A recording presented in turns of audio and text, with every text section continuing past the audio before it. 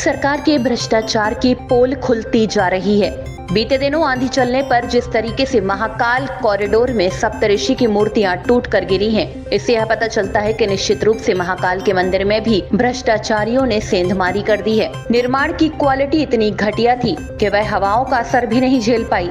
वह सिलेंडर जो कभी 400 का मिलता था और उस पर भारतीय जनता पार्टी के लोग महंगाई कर ओनर होते थे, आज वही सिलेंडर 1200 का मिल रहा है, लेकिन फिर भी समाज चुप है। यह सोचने वाली बात है। अंतर्राष्ट्रीय योग दिवस पर जो आयोजन हुआ उसमें विपक्ष के साथ भेदभाव किया गया। इतना ही नहीं, भारतीय जनता पार्टी की अपनी राज्यसभा सांसद सुमित्रा वाल्मीकि को भी उचित मान सम्मान नहीं दिया गया। कुछ ऐसे ही आरोपों के साथ एक बार फिर विपक्ष ने सरकार की घेराबंदी की। नगर कांग्रेस के शीर्ष नेताओं के साथ साथ नगर प्रवास पर आए कांग्रेस कमेटी के सह सचिव ने भी प्रदेश और केंद्र सरकार को आड़े हाथों लिया।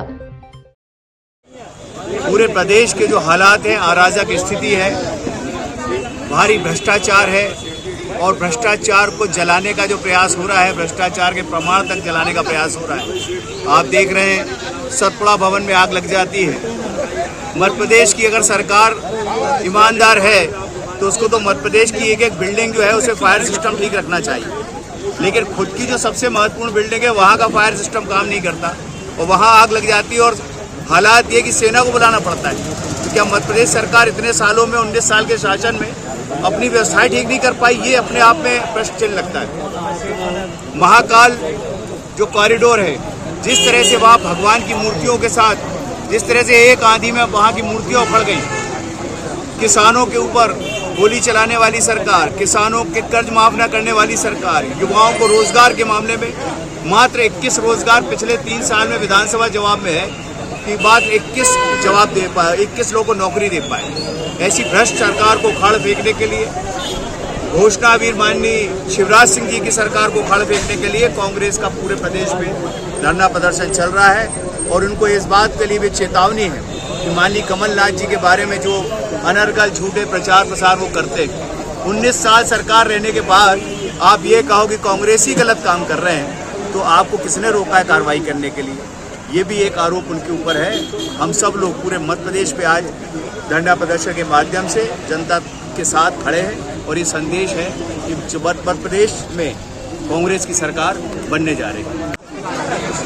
बड़े दुख की बात है और बड़े अफसोस की बात है, जिस सरकार को जो राम के नाम पर सरकार बनी, महाकाल में भी जिसने भ्रष्टाचार किया हो और उसमें कोई और कसर नहीं उठाई हो, और सतपुड़ा में जो जिस तरीके से आगजनी हुई उसे बुझाने में भी नाकामयाब रही। जब तक वो ध्वस्त नहीं हो गए उनके भ्रष्टाचार के सारे कारनामे, तब तक उन्होंने उसे बुझाने का काम नहीं किया। तो जनता इसका जवाब चाह रही है मुझसे। उस जनता की आवाज़ को कांग्रेस पार्टी ने हमेशा उठाया है, और लोकतंत्र में जब सत्ता पक्ष कोई बात ना सुने, जनता की आवाज़ को दबाने का प्रयास करे, तब हमेशा कांग्रेस पार्टी आगे बढ़ती आई है। चाहे राहुल जी हो, चाहे सोनिया जी हो या प्रियंका जी हो, जब जब जनता की कोई मांग आई है, जनता को कोई परेशानी आई है, तो कांग्रेस पार्टी ने हमेशा आगे बढ़ के हिस्सा लिया है। ये फैसला मध्य प्रदेश कांग्रेस कमेटी ने किया, कमलनाथ जी ने।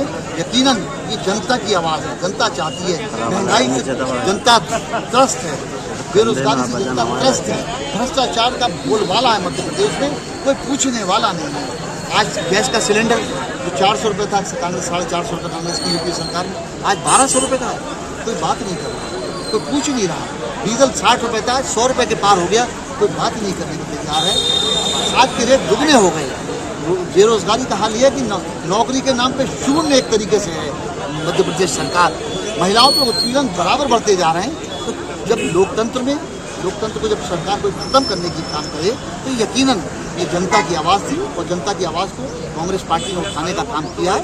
और आज मुझे ऐसा महसूस होने लगा। मैं लगभग 6 वर्ष से मध्य प्रदेश में प्रत्येक जनपद में मुझे काम करने का सौभाग्य हुआ है। पिछले चुनाव में भी मैं मध्य प्रदेश में था, मगर उससे कहीं ज़्यादा जोश और जज्बात इस बार जनता में देखने को मिला। जनता बदलाव चाहती है, और मुझे पूरा विश्वास है आने वाले चुनाव में मध्य प्रदेश में भाजपा की विदाई तय है और कांग्रेस की सरकार कमलनाथ जी के नेतृत्व में बनना तय है, ऐसा मुझे आभास हो रहा है। सिविक सेंटर में बड़े पैमाने पर एक धरना प्रदर्शन का आयोजन किया गया, जिसमें कांग्रेस ने सरकार के भ्रष्टाचार को जनता के सामने रखने का काम किया।